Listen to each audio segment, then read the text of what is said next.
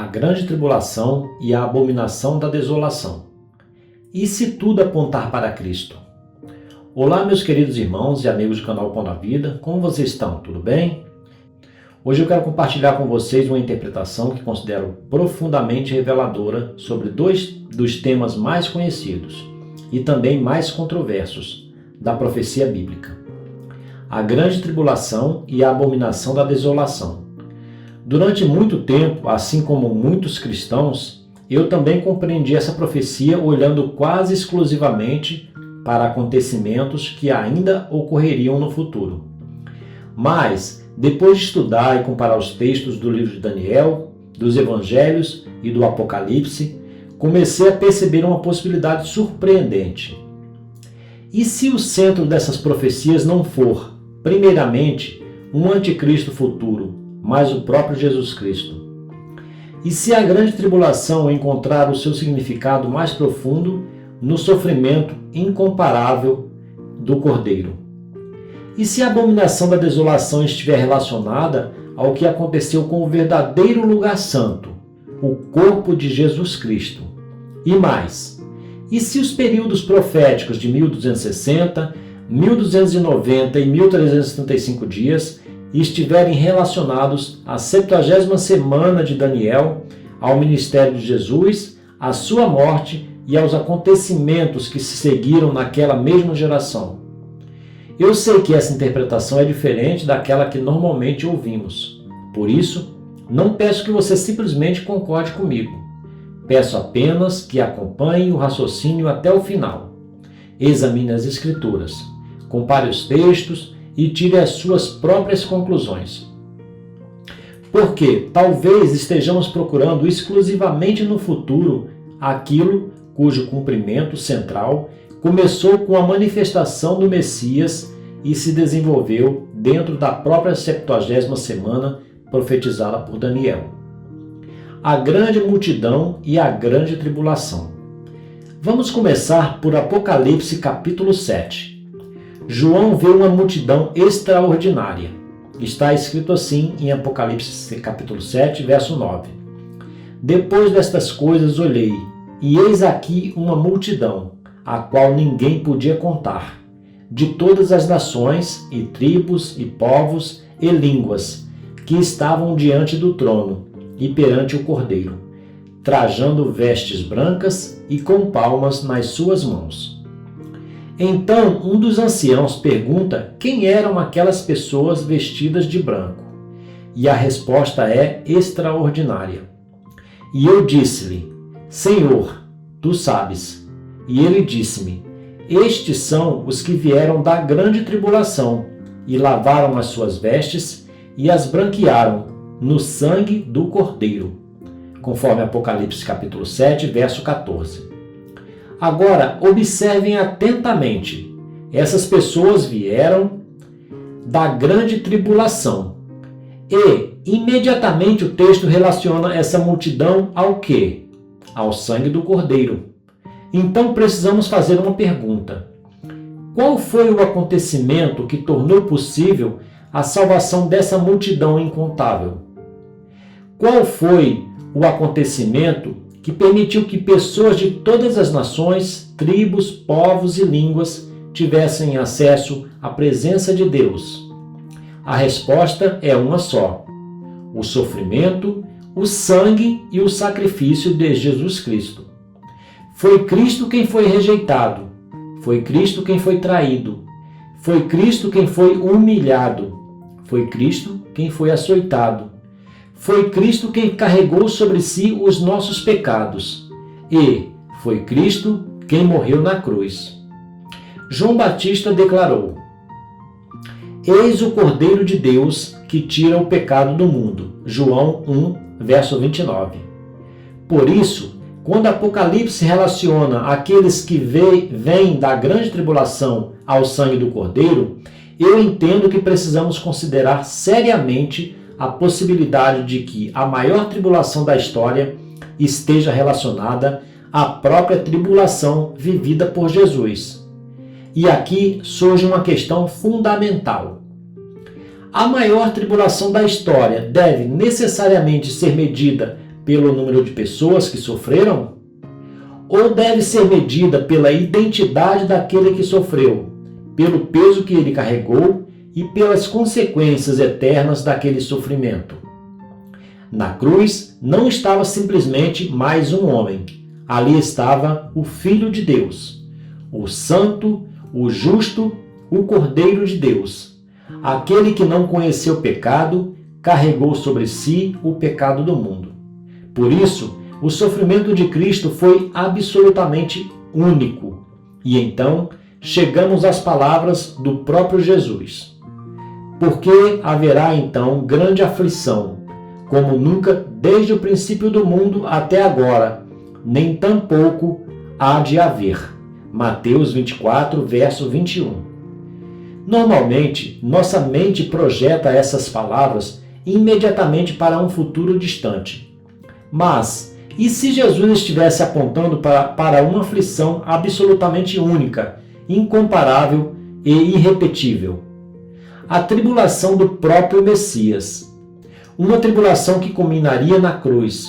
Uma tribulação que nunca houve e como jamais haveria novamente. Porque a cruz não se repetirá. O Cordeiro não será sacrificado novamente. Jesus sofreu uma vez por todas. E foi por meio desse sacrifício que uma multidão incontável pôde ter as suas vestes lavadas e branqueadas no sangue do Cordeiro. As 70 semanas de Daniel. Agora precisamos voltar ao profeta Daniel, porque Daniel apresenta uma das profecias mais extraordinárias das Escrituras, a profecia das 70 semanas. Daniel recebe esta revelação. 70 semanas estão determinadas sobre o teu povo e sobre a tua santa cidade. Daniel 9, 24. Essa contagem profética conduz diretamente ao Messias. Daniel declara: e depois das 62 semanas será cortado o Messias, mas não para si mesmo. Daniel 9, 26. Observem, o Messias seria tirado. E então encontramos esta declaração: e ele firmará aliança com muitos por uma semana, e na metade da semana fará cessar o sacrifício e a oblação, conforme Daniel 9, verso 27. Agora, pense comigo. Uma semana profética corresponde a 7 anos. A metade dessa semana corresponde a aproximadamente 3 anos e meio. E quanto tempo durou aproximadamente o ministério público de Jesus, iniciado após o seu batismo no Rio Jordão? Cerca de 3 anos e meio. E aqui encontramos uma possível conexão com um período que aparece repetidamente na linguagem profética: 1260 dias, ou 42 meses, ou um tempo, tempos e metade de um tempo. Apocalipse declara: e darei poder às minhas 2 testemunhas, e profetizarão por 1260 dias, vestidas de saco. Apocalipse 11, 13. Tema este já discutido em outro vídeo aqui do canal. Vocês podem procurar por este vídeo, onde eu falo sobre as 2 testemunhas. Então, temos, portanto, um período profético correspondente a aproximadamente 3 anos e meio. E aqui que propõe uma conexão fundamental para este estudo. A primeira metade da 70ª semana de Daniel pode estar relacionada ao ministério público de Jesus. Jesus é batizado, inicia o seu ministério público, anuncia o reino de Deus, cura os enfermos, liberta os oprimidos, ensina, chama ao arrependimento, revela o Pai e, aproximadamente 3 anos e meio depois, o Messias é tirado. Jesus é crucificado. E isso acontece justamente no ponto que Daniel chama de a metade da semana. Daniel 9, 27. Na metade da semana, o sacrifício cessa. Daniel declarou: e na metade da semana fará cessar o sacrifício e a oblação, conforme Daniel capítulo 9, versículo 27. O que acontece quando Jesus morre? o verdadeiro cordeiro é oferecido. O sacrifício definitivo é realizado. Aquilo que todos os sacrifícios de animais representavam encontra o seu cumprimento em Jesus Cristo.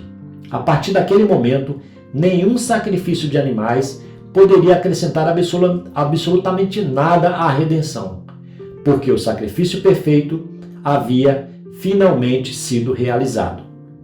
E algo extraordinário acontece exatamente na morte de Jesus, conforme está escrito em Mateus capítulo 27, verso 51.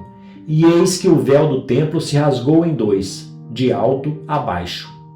O antigo sistema havia encontrado o seu cumprimento. O verdadeiro cordeiro havia sido sacrificado. O caminho estava aberto. E, na minha compreensão, é justamente aqui que termina a primeira metade da 70ª semana e começa a sua segunda metade. A morte de Cristo não encerra necessariamente a 70ª semana. Ela marca a sua metade. Ainda resta, portanto, a outra metade do período profético. E é nesse contexto que precisamos examinar os períodos de 1290 e 1335 dias apresentados no final do livro de Daniel. Mas, antes disso, precisamos compreender outro elemento fundamental: a abominação da desolação. A abominação da desolação e o lugar santo. Jesus declara, conforme Mateus 24, verso 15: Quando, pois, vides que a abominação da desolação, de que falou o profeta Daniel, está no lugar santo, quem lê, entenda. Observem cuidadosamente a abominação da desolação, o profeta Daniel, o lugar santo. E Jesus declara: quem lê, entenda, no final do verso 15 do capítulo 24. Mas o que é biblicamente o lugar santo? Isso é um ponto-chave para a compreensão dessa profecia. Precisamos lembrar do santuário terrestre que Deus ordenou que Moisés construísse. Deus declarou: e me farão um santuário, e habitarei no meio deles. Êxodo 25, verso 8. Aquele santuário possuía o lugar santo e o lugar santíssimo. Mas o santuário terrestre apontava para uma realidade superior. E então Jesus faz uma declaração extraordinária: destruí este templo, e em 3 dias o levantarei. João capítulo 2, verso 19. Mas de qual templo Jesus estava falando? O próprio Evangelho esclarece: mas ele falava do templo do seu corpo. João 2, verso 21. Agora pense comigo: se o próprio Jesus identifica o seu corpo com o templo, e se o santuário terrestre apontava para uma realidade superior, não deveríamos considerar o próprio corpo de Cristo quando Jesus fala do lugar santo? O santuário terrestre era a figura, Cristo é a realidade. E então chegamos à cruz. O que aconteceu ali? O santo foi entregue nas mãos de pecadores. O justo foi condenado como criminoso. O corpo santo de Jesus foi açoitado, ferido, perfurado, desfigurado e exposto publicamente numa cruz. Aquele que nunca pecou carregou sobre si os nossos pecados. E aqui surge a questão central deste estudo. Seria essa a verdadeira e mais profunda abominação da desolação? O santo carregando sobre si aquilo que era abominável? O verdadeiro templo sendo entregue à destruição? O Filho de Deus experimentando a mais profunda desolação? Na cruz, Jesus clama: Deus meu, por que me desamparaste? Mateus capítulo 27, verso 46.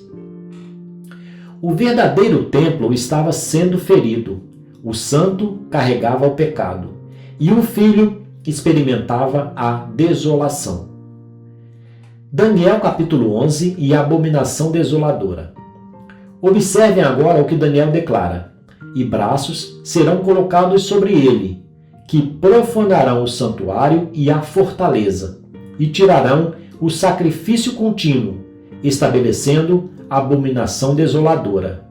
Então aqui podemos ver que o santuário seria profanado, ou a fortaleza, que seria tirado o sacrifício contínuo e naquele momento seria estabelecida a abominação da desoladora. A abominação desoladora ou a abominação da desolação, ou a Bíblia também usa muitas vezes a expressão sacrilégio terrível. Então, no meu entendimento, todo esse momento onde a Bíblia fala estaria sendo apontado para o momento da morte da cruz de Jesus e o que fizeram com o seu corpo. Bom lembrar também que no santuário terrestre, aquele que foi construído segundo o modelo que havia no céu, dado a Moisés por Deus, para se chegar ao lugar santíssimo, primeiro haveria de se passar pelo lugar santo. Assim havia de ser, porque verdadeiramente o santuário terrestre era um tipo daquilo que haveria de acontecer com o corpo de Jesus Cristo. Novamente aparecem os mesmos elementos: o santuário, a retirada do sacrifício contínuo e a abominação desoladora.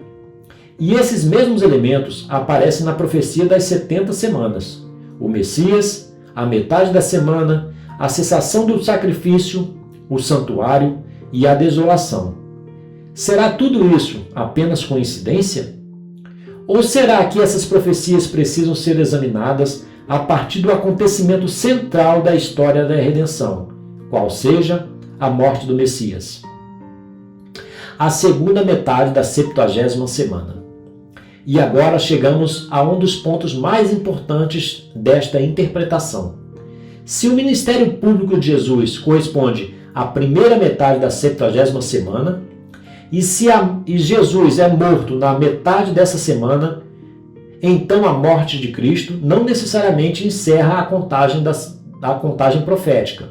Ela inaugura a segunda metade da 70ª semana. E é justamente nesse contexto que Daniel apresenta os períodos de 1290 dias e 1335 dias, conforme Daniel declara no livro de Daniel, capítulo 12, verso 11. E está escrito assim: e desde o tempo em que o sacrifício contínuo for tirado e posta a abominação desoladora, haverá 1290 dias. Ou seja, desde o momento da morte de Jesus na cruz, de tudo aquilo que fizeram com ele, haveria um período de 1290 dias. E logo depois, Daniel o livro de Daniel continua a afirmar, no verso 12: bem-aventurado o que espera e chega até 1335 dias. Observem cuidadosamente o ponto de partida. Daniel relaciona essa contagem a dois acontecimentos: a retirada do sacrifício contínuo e a abominação desoladora. Na interpretação que eu estou apresentando neste estudo, esses acontecimentos encontram o seu centro na morte de Jesus Cristo. O sacrifício perfeito é realizado. O antigo sistema sacrificial encontra o seu cumprimento. O verdadeiro templo, o corpo de Cristo, é entregue à morte. E, a partir desse grande marco profético, entramos na outra metade da 70ª semana. É aqui que os 1290 dias e os 1335 dias assumem, nesta interpretação, uma importância extraordinária. Eu não os compreendo simplesmente como números desconectados. Entendo-os como marcos proféticos progressivos dentro do período que se inicia a partir da morte de Jesus, relacionados à conclusão da 70ª semana e à manifestação daquilo que Cristo havia anunciado. Os 1260 dias nos apresentam o conhecido período de aproximadamente 3 anos e meio. Isso é falando sobre a primeira metade da 70ª semana. Daniel, porém, menciona 1290 dias e depois 1335 dias. Isso indica que existem marcos adicionais dentro do desenvolvimento e da consumação dos acontecimentos proféticos. Portanto, na linha interpretativa que estou propondo, a primeira metade da 70ª semana está relacionado ao ministério terreno de Jesus, mais precisamente ao ministério público de Jesus, que se inicia no seu batismo no Rio Jordão e vai até a sua morte. Na metade da semana, o Messias é tirado. O sacrifício é perfeito, é realizado com a morte de Jesus na cruz. E, após a morte de Cristo, inicia-se a segunda metade da 70ª semana, dentro da qual precisamos investigar os marcos de 1290 e 1335 dias apresentados por Daniel. Então surge uma pergunta fundamental. O que deveria acontecer ao final desse período? A vinda do reino sem aparência exterior. Talvez uma das maiores dificuldades para compreendermos essas profecias esteja na maneira como imaginamos a manifestação do reino de Deus. Muitos esperavam e ainda esperam uma manifestação necessariamente visível, política e exterior. Mas Jesus disse algo extraordinário. O reino de Deus não vem com aparência exterior, conforme Lucas capítulo 17, verso 20.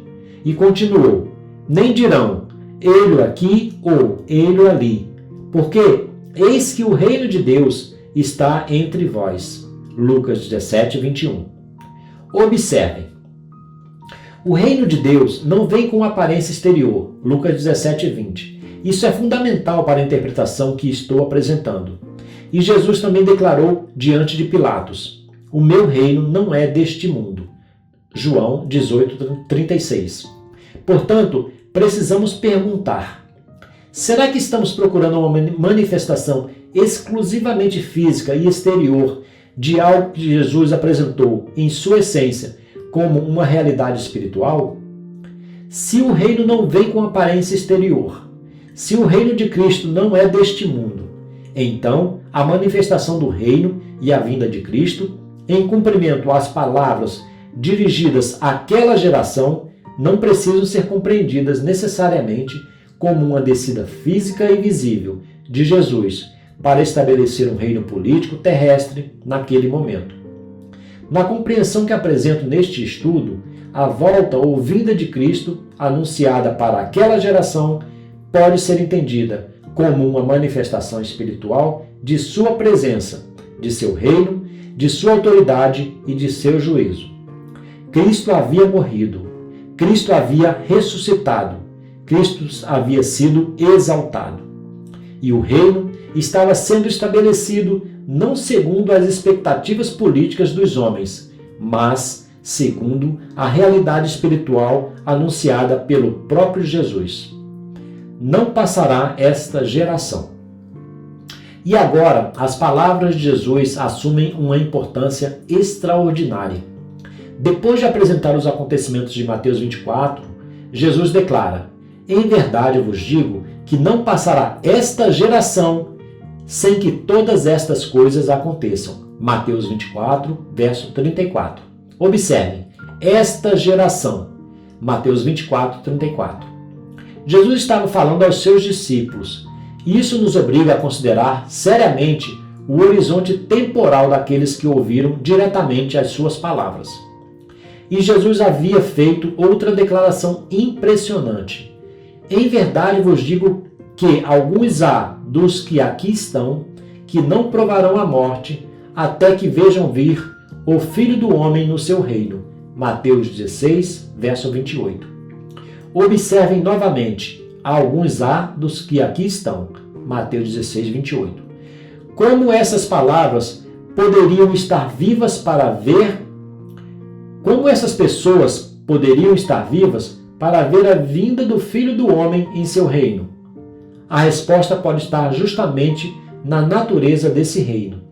Jesus declarou, o reino de Deus não vem com aparência exterior. Lucas 17, 20. E também, o meu reino não é deste mundo. João 18, 36. Portanto, dentro desta interpretação, a vinda de Cristo anunciada para aquela geração não precisa ser entendida como o retorno físico final que muitos associam imediatamente a todos os textos sobre a sua vinda. Ela pode estar relacionada à manifestação espiritual e real do Cristo exaltado, do seu reino, da sua autoridade e do cumprimento do juízo anunciado para aquela geração. E isso precisa ser analisado dentro da contagem da 70ª semana de Daniel. Uma linha profética centrada exclusivamente em Cristo. Agora observem a sequência que se forma. As 70 semanas são determinadas. A profecia conduz ao Messias. Jesus inicia o seu ministério. A primeira metade da 70ª semana transcorre durante aproximadamente 3 anos e meio, ou 1260 dias. Na metade da semana, o Messias é tirado. O verdadeiro cordeiro é sacrificado. O sacrifício encontra o seu cumprimento. O verdadeiro templo, o lugar santo, o corpo de Cristo, é entregue à morte. A abominação da desolação encontra, nesta interpretação, seu significado mais profundo no santo, carregando sobre si a abominação do pecado e experimentando a desolação. A partir da morte de Cristo, inicia-se a segunda metade da 70ª semana. Daniel apresenta os marcos de 1290 e 1335 dias. E o reino de Cristo se manifesta, não segundo a aparência exterior esperada pelos homens, mas segundo a natureza espiritual anunciada pelo próprio Jesus. Agora, percebem por que considero essa possibilidade tão extraordinária? Talvez tenhamos separado textos que deviam ser estudados juntos. Daniel 9, Daniel 11, Daniel 12, Mateus 24, Lucas 17. A cruz, o templo, o lugar santo, os 1260 dias, os 1290 dias, os 1335 dias, aquela geração, o reino de Deus e Apocalipse 7. Tudo convergindo para uma única pessoa, Jesus Cristo. A grande tribulação do Cordeiro. E agora retornamos ao ponto onde começamos. João viu uma multidão incontável e perguntou-se: quem eram aquelas pessoas?